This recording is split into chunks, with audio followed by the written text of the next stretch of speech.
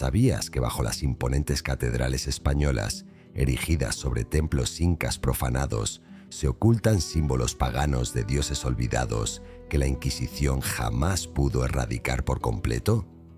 Imagina el eco de antiguos cantos andinos resonando en las sombras de altares cristianos, donde la tierra misma guarda secretos que susurran maldiciones eternas.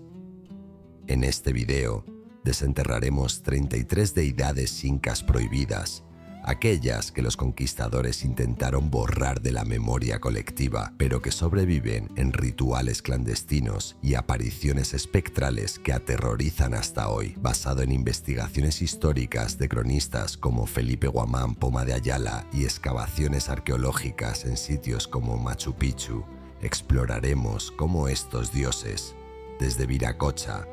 el creador supremo que emergió de las profundidades del lago Titicaca para moldear el mundo con un soplo divino, hasta Pachamama, la madre tierra que devora a quienes la deshonran con temblores furiosos, se entretejen en el tejido de nuestra identidad latinoamericana. Prepárate para un viaje que transformará tu percepción de la realidad,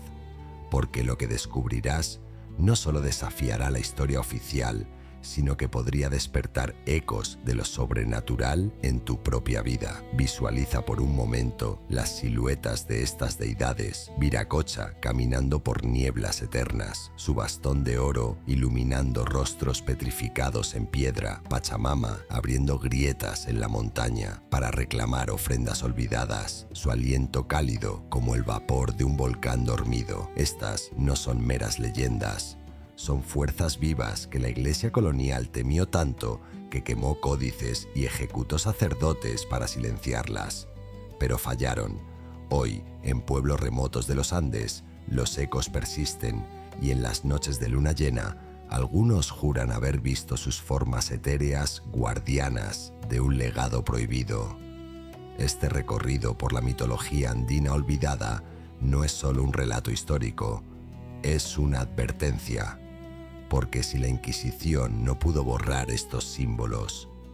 ¿qué te hace pensar que el olvido moderno lo logrará? Permanece conmigo y al final cuestionarás cada sombra que cruza tu camino bajo el cielo estrellado de nuestra herencia compartida. En el corazón de la cosmovisión inca precolonial, el mundo se dividía en 3 reinos verticales que conectaban lo divino con lo terrenal. El Hanan Pacha, el cielo superior de luz y armonía donde residían los dioses benevolentes. El Kai Pacha, nuestra tierra media de vida cotidiana y ciclos naturales. Y el Uku Pacha, el inframundo de sombras y renovación, donde las almas regresaban para renacer.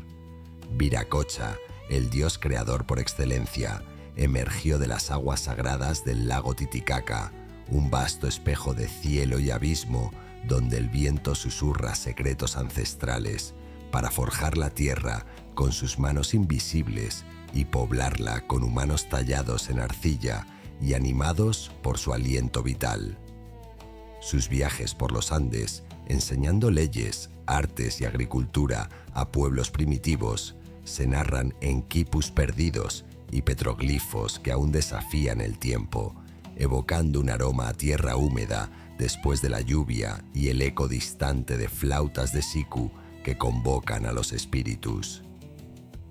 Pero cuando los españoles llegaron en el siglo XVI, con sus cruces de hierro y dogmas inflexibles, la Inquisición se lanzó a una cruzada feroz para obliterar esta visión del mundo, quemando templos como el Coricancha en Cusco y ejecutando a Yatiris, los sabios indígenas, en hogueras que iluminaban las noches andinas con un hedor a carne chamuscada y humo acre.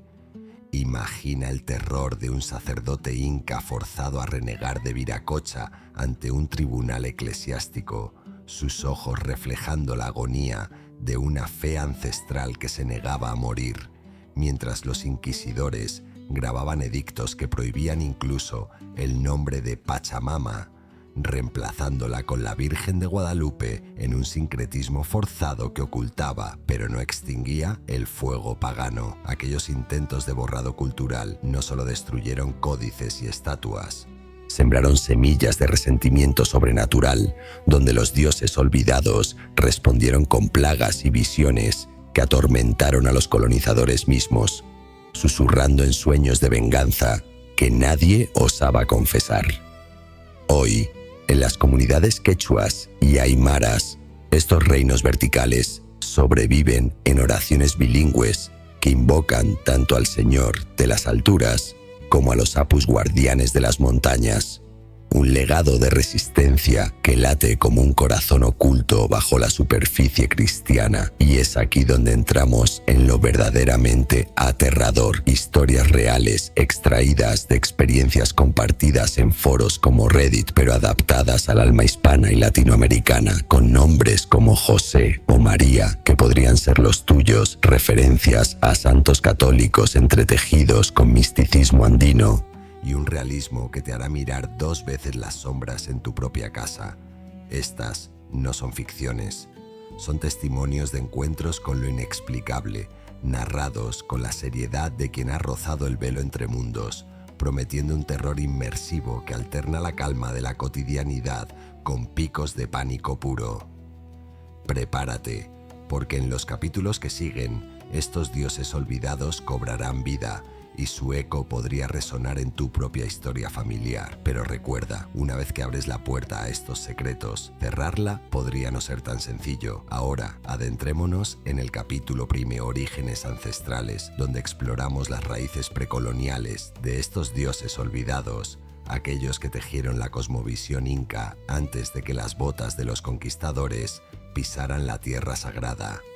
Viracocha, el dios supremo creador,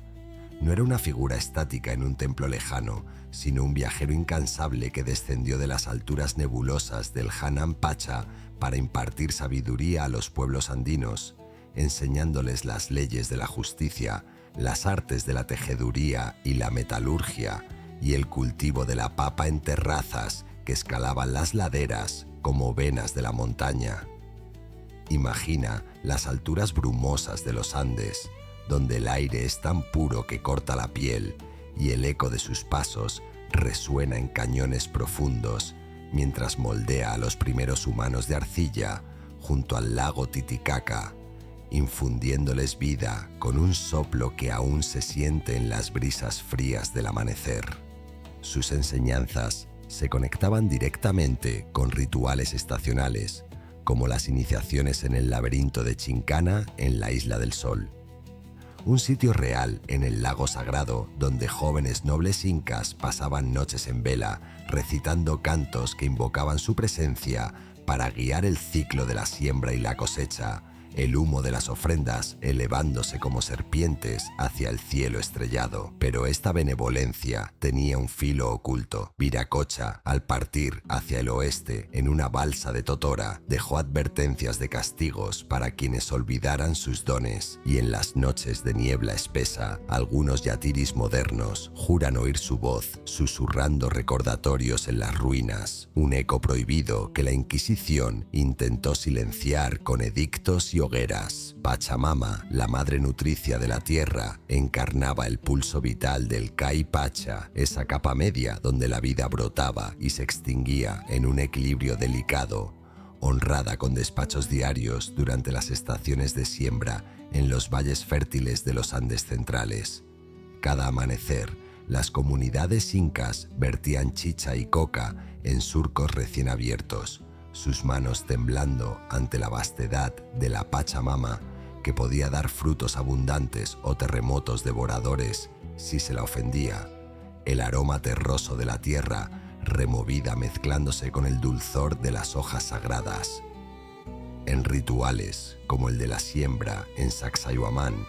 cerca de Cusco, las mujeres tejían mantas con motivos de serpientes y felinos para envolver ofrendas, cantos guturales elevándose en armonía con el viento que azotaba las piedras ciclópeas, evocando una calma reverencial que se rompía solo con el trueno distante de su descontento.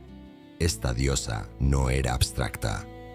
Se manifestaba en las grietas de las montañas que se abrían como bocas hambrientas durante sequías, recordando a los incas su poder maternal y feroz, un legado que persistió en secreto pese a las prohibiciones coloniales, donde los frailes reemplazaban sus altares con cruces de madera, pero no podían detener los temblores que respondían a ofrendas olvidadas.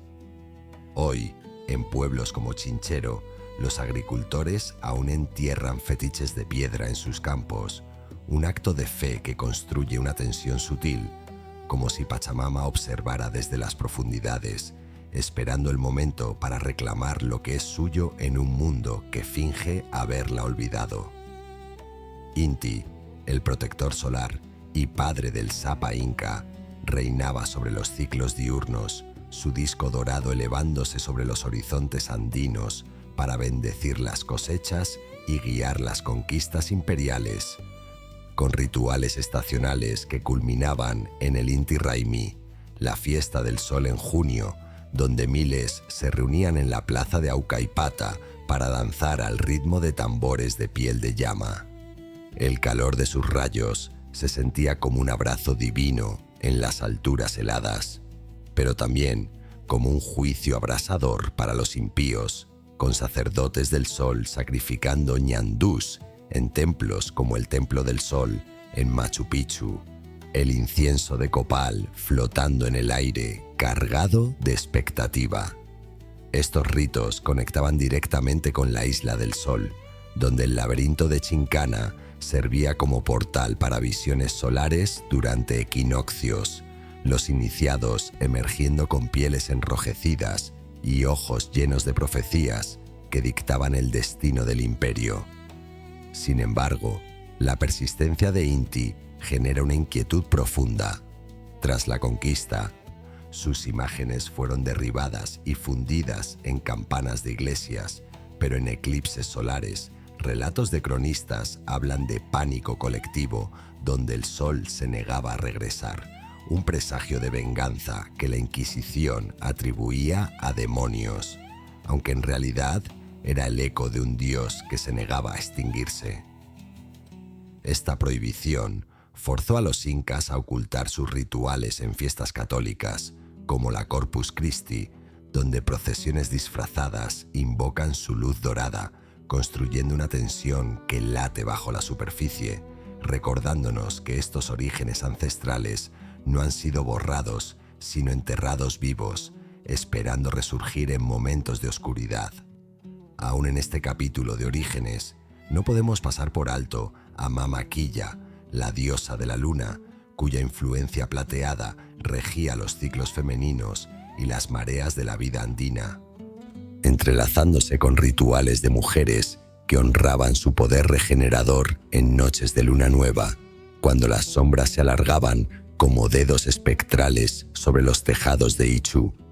En templos como Rachi, al sur de Cusco, evidencias arqueológicas revelan altares lunares tallados en piedra volcánica,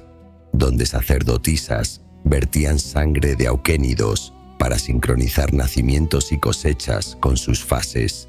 El resplandor lunar filtrándose a través de grietas en las murallas, como un velo etéreo que susurraba promesas de fertilidad. Este sincretismo con el catolicismo se manifiesta en apariciones marianas que los fieles andinos interpretan como encarnaciones de Mama Quilla, como la Virgen de la Candelaria en Puno, donde procesiones nocturnas mezclan rosarios con ofrendas de plata,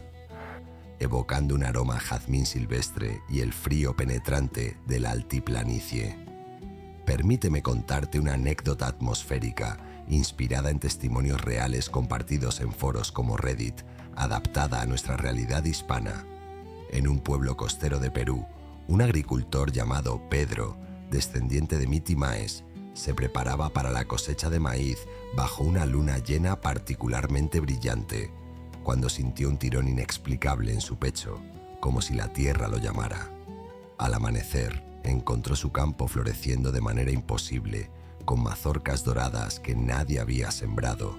pero en sueños posteriores vislumbró una figura femenina envuelta en luz plateada, susurrando en quechua antiguo advertencias sobre deudas pendientes con la luna, un encuentro que lo dejó temblando, cuestionando si era bendición o maldición. Esta persistencia de Mama Quilla choca violentamente con las imposiciones coloniales, donde la Inquisición quemaba calendarios lunares y castigaba a las mujeres por brujerías, que en realidad eran ritos ancestrales. El Moonlight bañando montañas sagradas como el Ausangate en un resplandor fantasmal que parecía burlarse de las cruces erigidas en sus cumbres. La tensión crece al imaginar cómo estos rituales, prohibidos bajo pena de muerte, se filtraron en la fe católica, creando híbridos inquietantes donde la Virgen llora sangre en eclipses, un recordatorio de que el choque no borró a la diosa, sino que la transformó en algo más insidioso, acechando en las sombras de nuestras creencias modernas. Pero estos no eran los únicos seres que custodiaban los secretos de los Andes. Había fuerzas más tempestuosas que aguardaban en las alturas, listas para desatar su ira sobre quienes osaran desafiar el equilibrio ancestral. Illapa, el dios del trueno y la lluvia, emergía como un coloso furioso en los cielos andinos, su onda de oro lanzando rayos que surcaban las nubes como venas de fuego, asegurando la fertilidad de la tierra mediante rituales que invocaban tormentas benéficas para nutrir los cultivos en las alturas áridas del Tahuantinsuyo. En templos elevados como el de Pachacamac, cerca de Lima, los sacerdotes realizaban sacrificios de llamas blancas durante la estación seca, el estruendo de tambores imitando el retumbar de su ira mientras el aire se cargaba de ozono y el primer relámpago iluminaba altares de piedra pulida, donde el humo de las ofrendas se elevaba en espirales que parecían danzar con el viento precario. Estos ritos no eran meros actos de súplica. Conectaban directamente con los apus, los espíritus sagrados de las montañas que mediaban entre el mundo humano y lo divino, guardianes imponentes como el Apu Ausangate, cuyas cumbres nevadas exigían pagos de sangre y coca para apaciguar sequías o inundaciones, evocando un aroma a tierra mojada y el frío punzante que precede a la tormenta, un equilibrio que los incas respetaban con temor reverencial. Influencias sutiles de tradiciones celtas ibéricas traídas por antiguos navegantes o adaptadas en la prehistoria andina a través de rutas comerciales transatlánticas hipotéticas, se entretejían en estos mitos, donde los apus recordaban a los duendes montañosos de la península ibérica, entidades que castigaban la arrogancia humana con avalanchas y nieblas eternas, enriqueciendo la profundidad cultural con ecos de rituales druídicos que honraban el ciclo de la naturaleza en un sincretismo precolonial fascinante. Imagina el clímax de un ritual bajo un cielo encapotado, donde el sacerdote, con el rostro surcado por cicatrices rituales, eleva un grito que se funde con el primer trueno, y la lluvia cae como bendición divina, pero con un matiz inquietante. Si el equilibrio se rompía, Illapa respondía con diluvios que arrasaban aldeas, un legado de poder que la Inquisición intentó demonizar como obra del diablo, quemando ídolos de trueno en plazas coloniales, mientras los apus, silenciosos testigos, aguardaban su momento de resurgir en temblores modernos que aún sacuden los Andes. Pero estos no eran los únicos seres guardianes de los Andes. En las profundidades del Ucupacha y las aguas embravecidas, otras entidades velaban con una protección feroz, listas para revelar su rostro en los capítulos venideros. Adentrémonos ahora en el capítulo 2, Guardianes y Espíritus, donde estos seres protectores emergen de las tradiciones andinas para salvaguardar a los fieles, pero con un filo vengativo que castiga la ingratitud, entrelazando el misticismo inca con ecos católicos que persisten en nuestras comunidades hispanas. Mamacocha, la diosa del mar y las aguas dulces, reinaba sobre las costas y lagos del imperio, una figura maternal de cabellos de algas y ojos como abismos insondables, que protegía a los pescadores con ofrendas de conchas y pescado fresco arrojados al agua al amanecer, asegurando redes rebosantes en mares traicioneros, donde las olas susurraban promesas de salvación o ahogamiento. Documentos históricos como los de Pedro Cieza de León describen rituales en bahías peruanas como la de Paracas, donde comunidades costeras tejían redes con fibras de totora impregnadas de su esencia, el salitre del océano impregnando el aire, mientras cantos en aymara invocaban su favor, un aroma salado que se mezclaba con el humo de fogatas rituales para ahuyentar tormentas inminentes. Esta diosa no era distante. Se manifestaba en corrientes benévolas que guiaban botes de ried hacia puertos seguros, pero su ira se desataba contra quienes contaminaban sus dominios, enviando marejadas que engullían costas enteras, un equilibrio que los incas respetaban con temor, adaptando sus ritos a sincretismos católicos, donde Mama Cocha se fundía con la Virgen del Carmen, patrona de los marineros, en fiestas como la de julio en Huanchaco, donde procesiones de cruces se adentran en el Pacífico con ofrendas veladas. Conecta este legado a lugares reales visitables hoy, como el lago Titicaca, ese vasto mar interior donde reed boats modernas aún navegan bajo la sombra de islas sagradas y donde relatos contemporáneos hablan de su presencia en nieblas matutinas que envuelven las totoras como un velo protector, evocando un frío húmedo que eriza la piel y un susurro constante del viento que parece llevar voces ancestrales. Para ilustrar su poder, permíteme narrar una historia real adaptada de testimonios en Reddit, culturalmente sintonizada con nuestra audiencia latinoamericana. Juan, un pescador humilde de un pueblo costero en Piura, Perú, descendiente de pescadores chimú, salía una noche tormentosa en su bote de madera. El cielo negro como tinta y el mar rugiendo con furia mientras olas de 5 metros azotaban la proa, el agua salada salpicando su rostro curtido y el olor a yodo invadiendo sus pulmones. Olvidado en la prisa, no había vertido la ofrenda habitual de maíz tostado al agua y pronto sintió un tirón invisible en las redes, como si dedos fríos lo arrastraran hacia el fondo, vislumbrando en un relámpago una silueta femenina emergiendo de las espumas, su voz gutural exigiendo pago por la transgresión, un eco que heló su sangre mientras el bote se inclinaba peligrosamente. En el clímax de la tormenta, Juan gritó una oración improvisada a la Virgen del Mar, pero entremezclada con palabras quechuas aprendidas de su abuela, prometiendo un despacho al día siguiente, y de repente las olas se calmaron,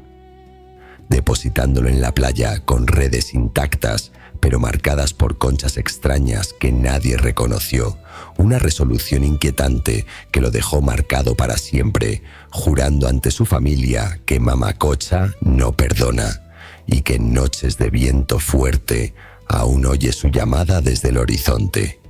Esta experiencia, compartida por muchos en comunidades pesqueras, construye una atmósfera de calma precaria en la rutina diaria, rota por picos de tensión en las profundidades, recordándonos que estos guardianes no han desaparecido, acechan en las corrientes de nuestros lagos y mares, conectados a la geografía viva de los Andes que puedes explorar hoy, donde el susurro del viento podría ser su advertencia personal. Esta protección marina se extiende a otros espíritus que velan por los ríos y las alturas, tejiendo una red de vigilancia que la modernidad no ha roto, preparando el terreno para entidades aún más enigmáticas que exploraremos a continuación. Entre los guardianes que extendían su manto protector más allá de las aguas, destacaban los espíritus de las alturas y los valles, entidades que fusionaban la esencia inca con devociones católicas para velar por las comunidades andinas en un equilibrio precario. En las tierras altas bolivianas, una figura protectora emergía en apariciones sincréticas que recordaban a Mama Quilla, la diosa lunar, pero envuelta en el manto azul de la Virgen de Copacabana, patrona de los navegantes del lago Titicaca, donde su imagen tallada en piedra oscura recibe peregrinaciones anuales que llenan el aire con incienso y el eco de rosarios recitados en quechua. Esta entidad, documentada en crónicas coloniales como la de Felipe Guamán Poma, se manifestaba en noches de luna menguante para guiar a los perdidos por senderos nevados, su luz plateada filtrándose a través de nubes bajas como un faro etéreo que calmaba el viento helado y el crujido de la escarcha bajo los pies. Hoy, en santuarios visitables como el de Isla de la Luna, cerca de Copacabana, los fieles dejan ofrendas de plata y coca junto a velas parpadeantes, un ritual que construye una atmósfera de reverencia serena, pero con un subtono de advertencia para quienes ignoran su llamada. Otro guardián era el Amaru, la serpiente emplumada de los ríos y montañas, un espíritu tutelar que serpenteaba por las quebradas para proteger las fuentes de vida, adaptando ecos de tradiciones ibéricas prerromanas a los mitos andinos, donde custodiaba tesoros ocultos en cuevas como las de Coilur Riti, un sitio real en los Andes peruanos, donde festivales anuales honran su forma con danzas de máscaras emplumadas. En relatos históricos, el Amaru respondía a ofrendas de maíz y sangre para prevenir deslizamientos que engullían caminos, su presencia sentida en el gorgoteo de aguas cristalinas y el aroma fresco de musgo en rocas húmedas, una calma que se rompía si se profanaban sus dominios. Esta fusión con el catolicismo se ve en procesiones donde la serpiente se asocia con San Bartolomé, el apóstol de las alturas, y en visitas a santuarios como el de Paucartambo, los peregrinos experimentan un escalofrío sutil al notar sombras serpentinas en las paredes. Presagios de venganza que crecen como niebla ascendiendo desde los valles. Siguiendo esta línea, los apus, espíritus de las montañas sagradas, actuaban como centinelas imponentes que mediaban entre el caipacha y lo divino, exigiendo respeto en rituales estacionales, donde yatiris escalaban cumbres como el Apu Ilimani en Bolivia para ofrecer despachos de hojas y fat, el viento azotando sus capas con un rugido que parecía la voz de la tierra misma. Estos guardianes, conectados a apariciones marianas en sitios como el santuario de Nuestra Señora de la Asunción en Potosí, donde la Virgen se revela en visiones lunares que protegen mineros de derrumbes, evocan un aroma a tierra alta y el frío que cala hasta los huesos durante ofrendas nocturnas. La tensión se intensifica en relatos de desecradores modernos que ignoran sus señales,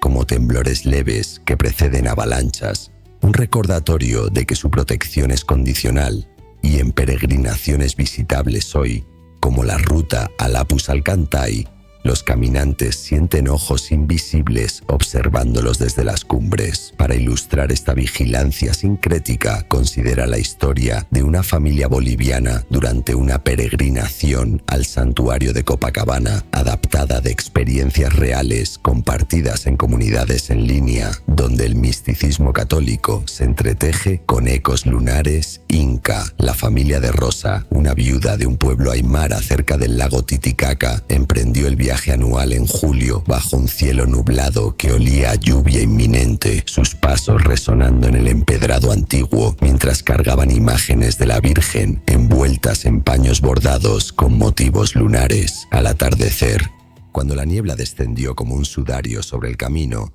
Rosa sintió un tirón en su rosario y su hijo menor, Miguel, de 10 años, susurró: «Mamá, mira, hay una señora brillando en la roca, como la luna caminando». Rosa, con el corazón acelerado, respondió: Es la Virgencita, hijo, pero no la mires directo o te llevará con ella. Mientras la figura se desvanecía en un resplandor plateado que calmó una tormenta repentina, depositando flores de noche en sus manos como bendición.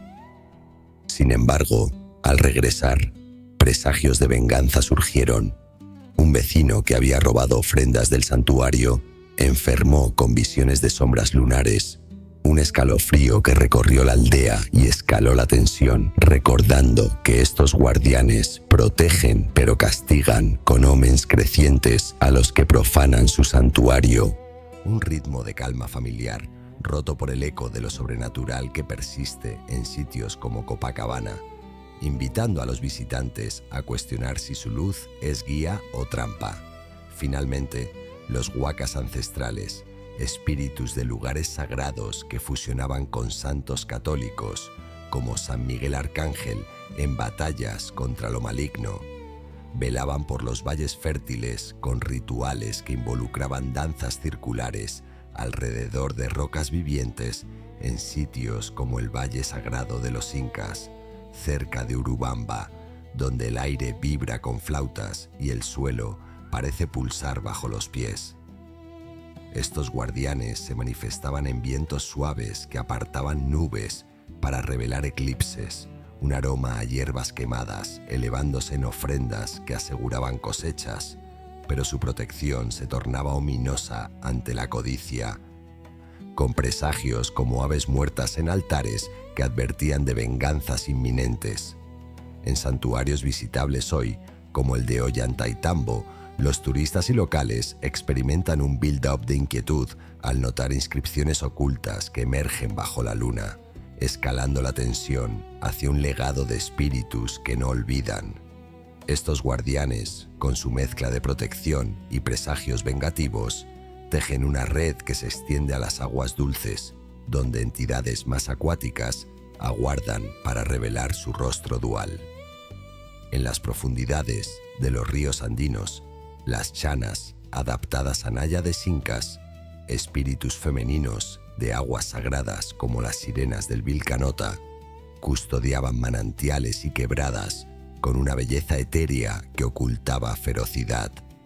atrayendo a los sedientos con cantos que resonaban como el gorgoteo de cascadas cristalinas en cañones remotos.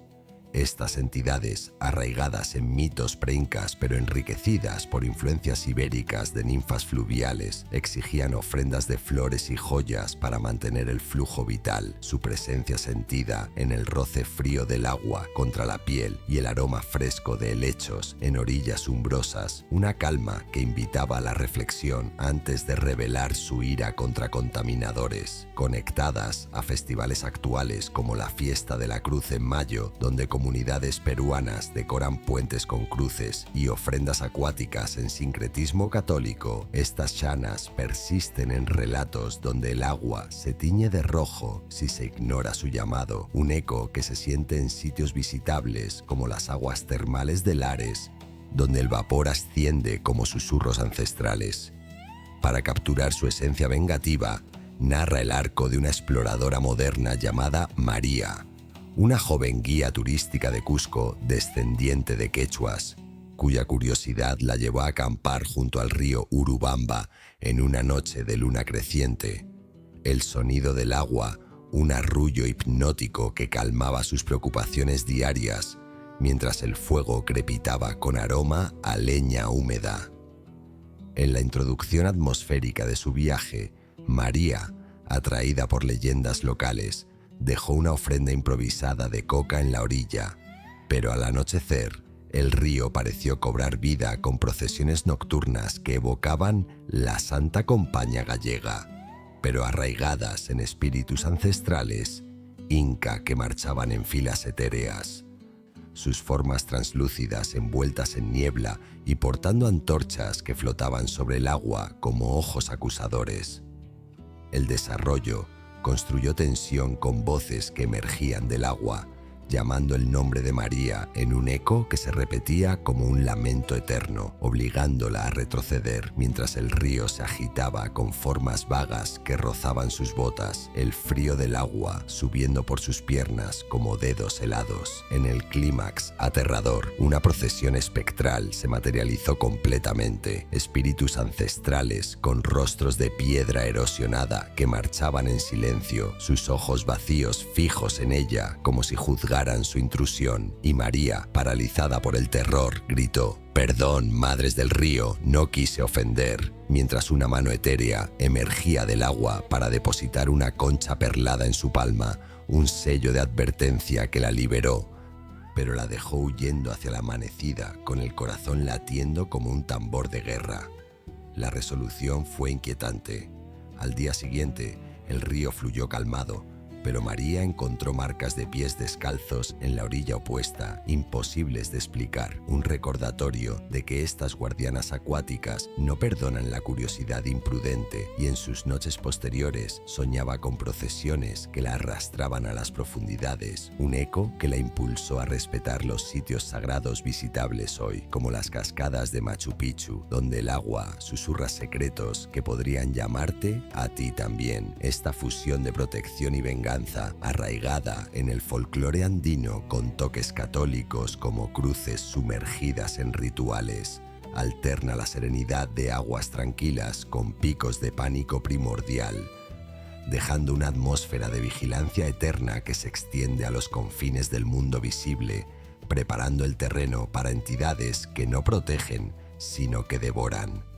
Hasta ahora hemos recorrido los orígenes ancestrales de estos dioses incas olvidados, desde el creador Viracocha emergiendo de las aguas primordiales hasta Illapa lanzando truenos que fertilizan la tierra, y hemos explorado sus guardianes protectores como Mamacocha en las olas embravecidas y los Apus en las cumbres nevadas, entidades que velan con una mezcla de benevolencia y justicia implacable entretejidas en el sincretismo católico que define nuestra herencia hispana. Estas figuras no son reliquias muertas, laten en los rituales cotidianos de comunidades andinas, donde ofrendas a Pachamama se disfrazan de rezos a la Virgen y procesiones lunares honran tanto a Mama Quilla como a santos tutelares, evocando un aroma a tierra húmeda y humo de copal que impregna el aire de altares improvisados. Pero esta calma reverencial es solo la superficie. Bajo ella yace un abismo de oscuridad que la Inquisición temió más que nada, un lado prohibido donde los dioses se tornan depredadores, respondiendo al olvido con maldiciones que trascienden el tiempo. ¿Estás listo para enfrentar el lado oscuro de estos dioses olvidados? Ese Uku Pacha, donde su paya acecha con garras listas para arrastrar almas al inframundo. Imagina el peso de esa pregunta en tu pecho, como un frío que se filtra en tus huesos mientras reflexionas en las sombras de tu habitación. Estos seres no solo custodian, sino que castigan con una ferocidad que ha inspirado testimonios reales de terror que compartiremos. Para reengancharte en este viaje inmersivo, piensa en tus propias experiencias. ¿Has sentido alguna vez un escalofrío inexplicable en un sitio andino? ¿O has oído susurros en la noche que podrían ser ecos de estos guardianes? Comparte en los comentarios tus encuentros con mitos andinos, porque lo más perturbador aún está por venir. Revelaciones de entidades maléficas que han poseído familias enteras y maldito linajes. Promesas de horror que cambiarán cómo ves la noche estrellada sobre tus techos, manteniendo el pulso acelerado hasta el final. Esta pausa reflexiva no es un respiro, es una invitación a profundizar, porque una vez que cruces al lado oscuro, el velo entre lo real y lo sobrenatural se rasgará para siempre, y las sombras en tu periferia podrían no ser solo ilusiones. Ahora, sumérgenos en el capítulo 3,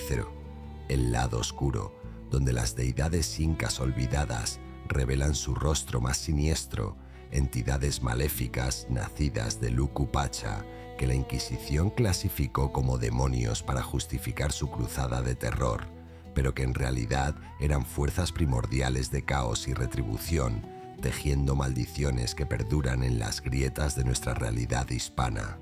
Supay, el señor del inframundo inca, emergía como una sombra voraz de cuernos retorcidos y ojos como pozos de obsidiana, gobernando el reino subterráneo donde las almas caídas se retorcían en un eterno ciclo de renovación oscura, invocado en rituales prohibidos por chamanes que vertían sangre en cuevas profundas para negociar con su poder destructivo. El eco de gemidos subterráneos reverberando como un pulso maligno en las entrañas de la tierra.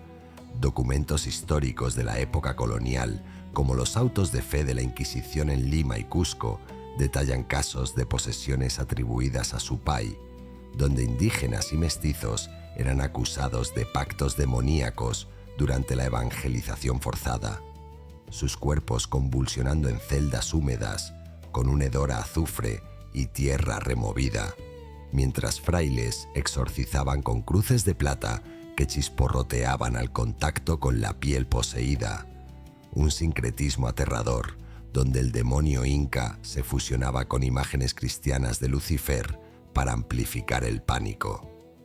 Estos episodios no eran invenciones. Cronistas como Bernabé Cobo relatan cómo, en las minas de Potosí, trabajadores descendían a galerías infernales donde Supay se manifestaba como un viento helado que arrastraba almas, llevando a posesiones masivas que la Inquisición sofocaba con hogueras en plazas empedradas, el humo elevándose como un lamento colectivo que impregnaba el aire con el olor acre de la quema. Un legado de horror que se filtró en el folclore católico como leyendas de diablos andinos acechando en confesionarios. La tensión de estos encuentros históricos construía un clímax de histeria colectiva, donde las víctimas gritaban en lenguas olvidadas, sus ojos rodando en blanco, mientras sombras danzaban en las paredes de piedra, resolviéndose en exilios o ejecuciones que no borraban la presencia de Supay, sino que la enterraban más profundo, lista para resurgir en formas modernas que aterrorizan comunidades enteras. Esta oscuridad se profundiza en relatos reales adaptados de experiencias compartidas en Reddit, sintonizados con el alma latinoamericana para que resuenen como ecos de tu propia historia familiar, donde el misticismo católico choca con maldiciones ancestrales en un terror palpable. En un pueblo montañoso de Ecuador, cerca de Limbabura, un apú sagrado cuya cumbre nevada guarda secretos preincas, una familia mestiza encabezada por el viudo Antonio, un minero devoto de San Pedro que rezaba el rosario cada atardecer, decidió desecrar un sitio ritual para expandir su finca, ignorando las advertencias de los abuelos que hablaban de Supay, habitando las grietas del volcán, un lugar donde los yatiris ancestrales realizaban ofrendas para mantener sellado el portal a Lucupacha. La introducción atmosférica de su transgresión comenzó en una mañana brumosa, con el sol filtrándose a través de nubes bajas que olían a tierra húmeda y hojas de eucalipto, mientras Antonio y sus hijos, Luis y Carmen, de 14 y 12 años, empuñaban picos para romper las piedras marcadas con petroglifos que representaban serpientes entrelazadas, un acto que rompió la calma cotidiana de su vida campesina con un crujido sordo que reverberó como un lamento subterráneo. El desarrollo escaló la tensión cuando, al atardecer, sombras alargadas se proyectaron desde las grietas abiertas y un viento frío surgió de la tierra como un aliento fétido, haciendo que los perros de la finca aullaran enloquecidos mientras el aire se cargaba de un hedor a azufre y podredumbre, presagios que Antonio desechó como supersticiones, pero que hicieron que Carmen susurrara a su hermano: «Papá, algo malo vive aquí, lo siento en el estómago como un nudo helado». El clímax aterrador irrumpió esa noche en su choza de adobe, cuando Supay se manifestó poseyendo a Luis durante la cena, su cuerpo convulsionando sobre la mesa de madera astillada, mientras ojos negros como pozos lo invadían. y en una voz gutural que no era la suya, gritó: «Han despertado al Señor de las Sombras, pagarán con sus almas el robo de mi morada», obligando a Antonio a arrodillarse con un crucifijo tembloroso, suplicando: «Supai, o diablo como te llamen, perdona a mi hijo, te ofrezco mi vida a cambio». Pero la posesión solo se intensificó con arañazos invisibles que surcaban la piel del niño, dejando surcos sangrientos que olían a hierro oxidado. La resolución fue inquietante y perdurable. Al amanecer, Luis colapsó exhausto, pero la familia encontró ofrendas invertidas en su altar católico: coca marchita y sangre de animal esparcida, un sello de maldición que atrajo plagas a su finca, cosechas marchitas y visiones nocturnas que los unieron en rezos desesperados, un eco de que Supai no se contentaba con un sacrificio, reclamaba linajes enteros, dejando a Antonio marcado por un terror que lo impulsó a restaurar el sitio, aunque las sombras persistieran en sus sueños, recordándonos que estas entidades del inframundo no se exorcizan con agua bendita sola, sino que exigen un respeto que la modernidad a menudo ignora. Esta malevolencia de Supai se entretejía con otras figuras demoníacas que emergían del folclore andino, entidades que la Inquisición demonizó como aliados del diablo, fusionando mitos nativos con horrores cristianos medievales para amplificar el pánico en las colonias. Las Sorosinkui, brujas andinas reminiscentes de las aquelarre de Zugarramurdi en el País Vasco, pero arraigadas en el contexto inca como huacas espíritus de sitios sagrados que se torcieron en maldad por profanaciones coloniales. Merodeaban los valles nocturnos, convertidas en aves de presa o mujeres seductoras que succionaban la vitalidad de los incautos, sus rituales involucrando círculos de fuego en cuevas ocultas, donde invocaban tormentas para castigar a los traidores al legado pagano. Influenciadas por tradiciones ibéricas prerromanas traídas por los conquistadores, estas brujas, sesincréticas con demonios cristianos como los íncubos medievales,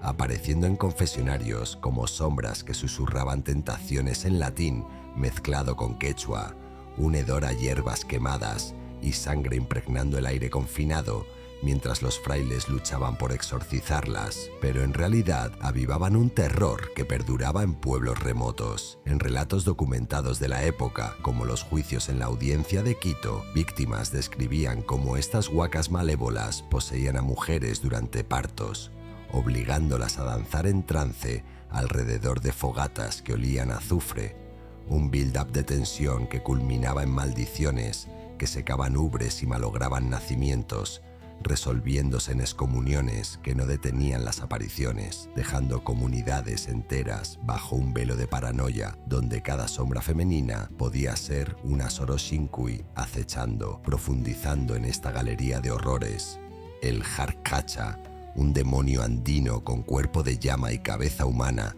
que devoraba niños desobedientes, se adaptaba de leyendas preincas a un terror sincrético con el hombre del saco ibérico, merodeando aldeas peruanas como las de Ayacucho en noches de niebla espesa, atraído por el llanto infantil para arrastrarlos a Lucupacha como ofrendas a Supai. Estas criaturas, conectadas a demonios cristianos como el Belcebú medieval que robaba almas inocentes, se manifestaban en procesiones espectrales durante la noche de difuntos, donde el viento llevaba ecos de balidos distorsionados y un aroma a lana chamuscada, escalando el pánico en familias que barricaban puertas con cruces de sal, pero el Jarcacha irrumpía en sueños como una presencia lanuda que rozaba las camas con pezuñas calientes.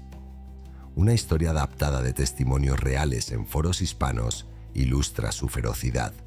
En un pueblo serrano de Huancavelica, la madre Inés velaba a su hijo pequeño, Tomás, que tosía bajo una manta raída, el aire cargado de humo de leña y el crepitar del fuego en la chimenea creando una falsa calma, cuando un rasguño en la ventana rompió la quietud y una voz ronca susurró: «Dame al niño o te arrancaré el corazón como a una oveja». Inés, aterrorizada, se arrodilló con un escapulario de San Antonio, suplicando: «Jarjacha, oh demonio maldito, toma mi alma, pero deja a mi Tomás, por la sangre de Cristo y Pachamama». Mientras la puerta se agitaba con golpes pesados, el clímax estallando cuando la criatura irrumpió parcialmente, su hocico babeante rozando la cuna y dejando marcas de quemaduras en la madera. Pero un trueno repentino, eco de Illapa, la ahuyentó, dejando solo un mechón de lana negra en el umbral, como maldición eterna que atrajo enfermedades a la casa, una resolución que forzó a Inés a exiliarse, jurando que el jarjacha no olvida rostros infantiles, y en noches de viento su balido resuena en los Andes como advertencia. Otra entidad siniestra era el Chuyachaki, el tramposo del bosque con pies invertidos que guiaba a los perdidos hacia trampas mortales, fusionado con duendes cristianos medievales como los trasgos gallegos, pero en el contexto andino como un huaca vengativo de la selva amazónica que castigaba a cazadores codiciosos. Su risa hueca, resonando entre ceibos como un eco burlón que olía a tierra húmeda y flores putrefactas. En sincretismo con demonios como Asmodeo, el rey de los íncubos, el Chuyachaki seducía con ilusiones de tesoros, llevando a víctimas a pantanos donde sus pies invertidos dejaban huellas confusas, un build-up de desorientación que culminaba en visiones de abismos abiertos, y en posesiones las víctimas balbuceaban: «No me sigas, espíritu mentiroso, por la cruz de mi madre te conjuro». Pero el demonio respondía con ecos deformados, arrastrándolos a la locura. Finalmente, las pistacos, grasarroba legendarios adaptados de mitos incas a asesinos demoníacos que extraían sebo humano para ungüentos, evocando al sacamantecas español, pero en pueblos peruanos como los de la Sierra Central, donde aparecían como frailes errantes con cuchillos ocultos, su aliento fétido a aceite rancio impregnando el aire nocturno mientras acechaban durmientes, un terror que la Inquisición usó para cazar curanderos indígenas, fusionando el mito con inquisitoriales cazas de brujos en un ciclo de miedo que perdura en relatos donde víctimas suplican: «Pistaco, ten piedad, mi sangre es tuya, pero salva a mis hijos», solo para despertar con marcas de incisiones que sangran eternamente, resolviéndose en comunidades que encienden velas a San Martín de Porres para protección. Pero el hedor persiste como recordatorio de que estos demonios sincréticos devoran no solo cuerpos, sino la confianza en la noche andina. La Inquisición, ese tribunal implacable de la corona española, desempeñó un rol pivotal en la supresión de estas entidades oscuras, clasificándolas como herejías paganas para justificar una represión que mezclaba fe cristiana con terror psicológico, quemando códices incas y ejecutando a cientos en autos de fe que iluminaban las noches coloniales con un resplandor infernal. Pero su obsesión por erradicar el mal sobrenatural solo avivó las llamas de entidades que se transformaban para sobrevivir, adaptándose a las grietas de la fe impuesta y emergiendo en formas que desafiaban la carne humana misma. Es en este capítulo 4, Transformaciones y Metamorfosis, donde estos dioses olvidados revelan su capacidad para alterar la realidad, convirtiendo a los mortales en bestias o espectros como castigo divino, un tema recurrente en la mitología andina que fusiona ciclos lunares con influencias vascas prerromanas adaptadas a los ritmos de los Andes, donde la luna de Mamaquilla no solo ilumina, sino que maldice con metamorfosis que rasgan el velo entre hombre y animal.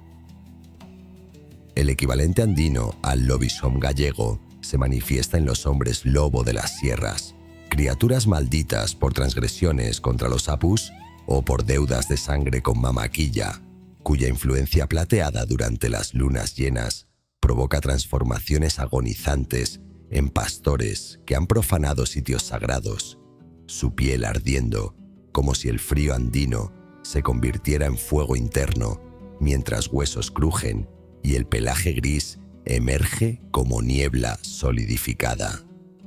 Estas metamorfosis, documentadas en crónicas como las de Garcilaso de la Vega, se vinculan a rituales de purificación fallidos en cuevas como las de Vilcabamba, donde chamanes invocaban la luna para sanar, pero un error invocaba la maldición, el aire cargado de un hedor a sudor animal y tierra removida, un eco de castigos divinos que recuerdan a las leyendas vascas de Basajaun, el señor del bosque que transformaba a los arrogantes en bestias peludas para vagar eternamente por las montañas, adaptado aquí a los ciclos naturales andinos, donde la luna dicta el cambio como una venganza celestial. La Huaxa, una bruja vampiro nacida de las ofrendas de sangre inca a huacas subterráneas, representa el pináculo de esta oscuridad transformadora, una mujer que, por pactos con su pai o por ritos lunares profanados, se convertía en una entidad succionadora de vitalidad, sus colmillos emergiendo como raíces de coca en noches de eclipse, bebiendo la esencia de los débiles para perpetuar su forma híbrida entre humana y depredadora. Un sincretismo con demonios cristianos, como los estriges medievales que la Inquisición cazaba en juicios nocturnos. Estas transformaciones no eran aleatorias. Surgían como castigo por desequilibrios en el Caipacha, donde la luna de Mamaquilla actuaba como juez, obligando a los pecadores a aullar en las cumbres como lobos andinos, sus ojos amarillos reflejando el resplandor plateado, mientras el viento llevaba ecos de lamentos que helaban la sangre de los testigos. Un legado que persiste en comunidades quechuas, donde ancianos advierten contra caminar solos bajo la luna llena. Para ilustrar el terror de estas metamorfosis, considera una narrativa real adaptada de testimonios compartidos en foros hispanos, sintonizada con el misticismo católico de nuestra herencia latinoamericana, donde un ritual de transformación sale catastróficamente mal en las sombras de un apu sagrado. En las faldas del volcán Imbabura, en Ecuador, un curandero llamado Felipe, descendiente de xamans aymaras y devoto de la Virgen del Carmen, convocó un rito lunar para curar a su hermano enfermo, creyendo que una ofrenda de sangre a Mamaquilla restauraría el equilibrio familiar. El aire nocturno impregnado de un aroma a hierbas quemadas y el frío de la altiplanicie calando hasta los huesos, mientras el disco plateado ascendía sobre la cumbre nevada. La introducción atmosférica del ritual se desarrolló en calma reverencial, con Felipe dibujando un círculo de sal y coca en la tierra helada, murmurando oraciones bilingües. Virgen Santa, Madre Quilla, toma esta sangre por misericordia, mientras vertía gotas de su propia vena en un cuenco de cerámica, el metal del cuchillo brillando bajo la luna y el silencio roto solo por el susurro del viento que parecía aprobar su devoción.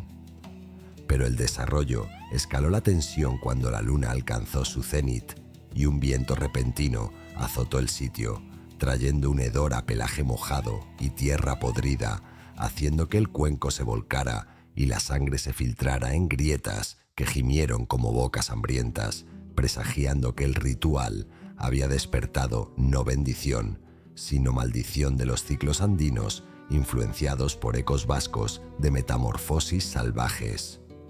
El clímax aterrador estalló en agonía pura. El cuerpo de Felipe se convulsionó, su piel rasgándose como tela vieja, mientras un pelaje áspero y gris brotaba de sus poros, huesos elongándose con chasquidos que resonaban en la noche como truenos lejanos, y un aullido gutural escapó de su garganta, no humano, sino bestial, ojos amarillos fijos en su hermano, que gritó: «Felipe, por Dios y la luna, resiste, no dejes que te lleve».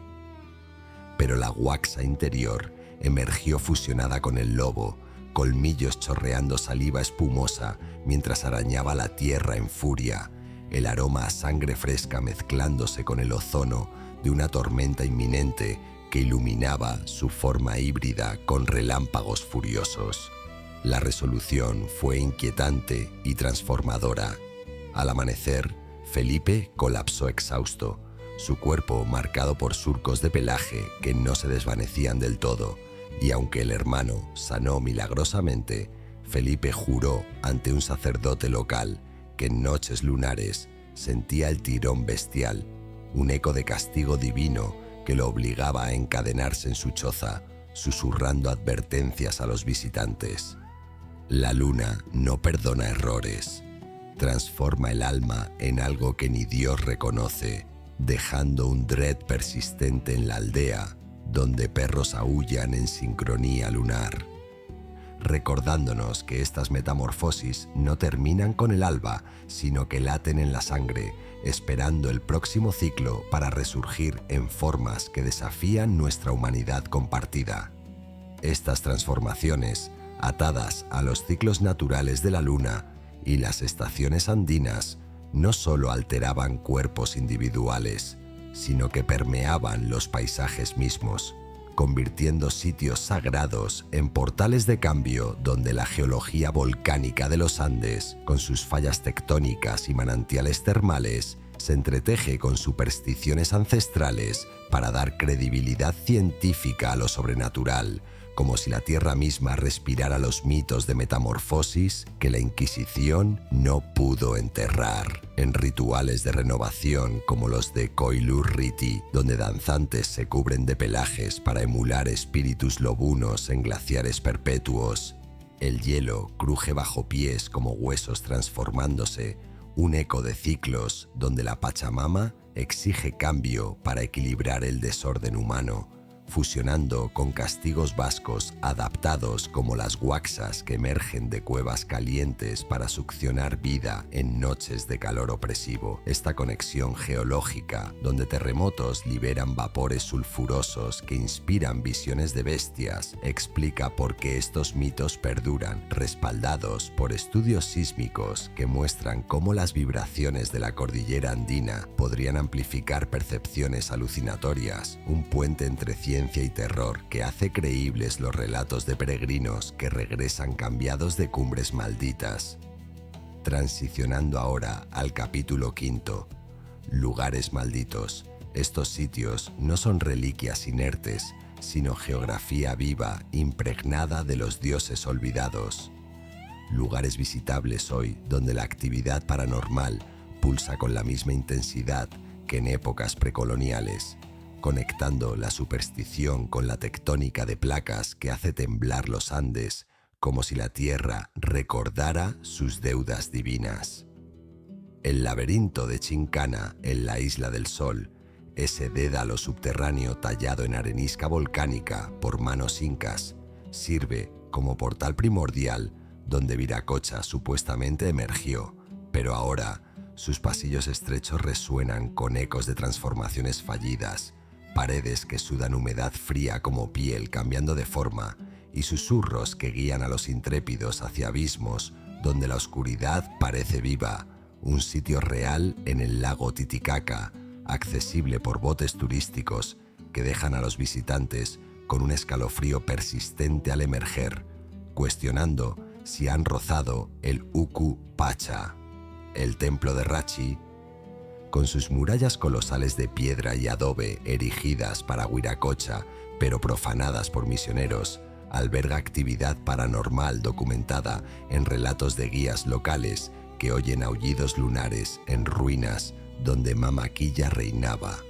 el viento filtrándose a través de grietas como aliento bestial mientras sombras se alargan en equinoccios, conectando la geología andina con sus depósitos volcánicos que generan campos magnéticos inestables, a supersticiones de posesiones que explican visiones colectivas durante excavaciones, un terror científico donde el subsuelo vibra con energías que podrían inducir metamorfosis sensoriales en los desprevenidos. Otro epicentro de maldición es el Apu Ausangate, esa montaña sagrada en los Andes peruanos cuya geología glaciar, con grietas que emiten gases metanosos, alimenta leyendas de guardianes transformadores que castigan a escaladores con visiones lobunas, sitios visitables vía trekkings anuales donde el hielo refleja lunas deformes y el aire rarificado provoca alucinaciones respaldadas por estudios de altitud que alteran el oxígeno cerebral, fusionando mito con realidad fisiológica. En cementerios como el de Silustani, con sus chulpas cilíndricas elevadas sobre un plató eólico donde los ancestros incas reposan en torres de piedra que parecen dedos acusadores extendidos hacia el cielo andino, la actividad paranormal se manifiesta en vientos que emergen de las chulpas como susurros de los muertos, llevando ecos de lamentos que se entretejen con el viento seco de la puna. Un sitio visitable hoy donde turistas reportan toques fríos en la nuca y visiones de figuras envueltas en mantas ancestrales que se desvanecen al amanecer, conectando la geología erosionada de las orillas del lago Humayo con sus sedimentos volcánicos que generan cargas estáticas inexplicables, a supersticiones de almas atrapadas que buscan redención o venganza. Estos cementerios no son meros depósitos de huesos, son portales al Ucupacha, donde Supay y sus huestes acechan, respaldados por estudios arqueológicos que revelan cómo las vibraciones sísmicas naturales amplifican sonidos subterráneos, creando ilusiones auditivas que convierten la visita en un ritual involuntario de confrontación con lo olvidado, un terror que se acumula en la quietud del plató roto solo por el graznido de cóndores que circulan como mensajeros divinos. Paralelos al Camino de Santiago, los antiguos Capac Ñan, la red de caminos incas que serpentea por los Andes desde Colombia hasta Chile, se erigen como senderos malditos visitables hoy, donde peregrinos modernos recorren tramos como el de Vilcabamba, sintiendo presencias que guían o desvían con brisas cargadas de un aroma a musgo antiguo y tierra removida, ecos de guardianes apus que castigan a los intrusos con fatigas inexplicables y visiones de procesiones espectrales bajo la luna. Estos trails, con su geología tectónica que genera microterremotos imperceptibles, explican científicamente las alucinaciones reportadas en relatos de mochileros que oyen pasos invisibles sincronizados con los suyos, un build-up de tensión que culmina en cruces de caminos donde ofrendas modernas de coca y chicha apaciguan espíritus vengativos,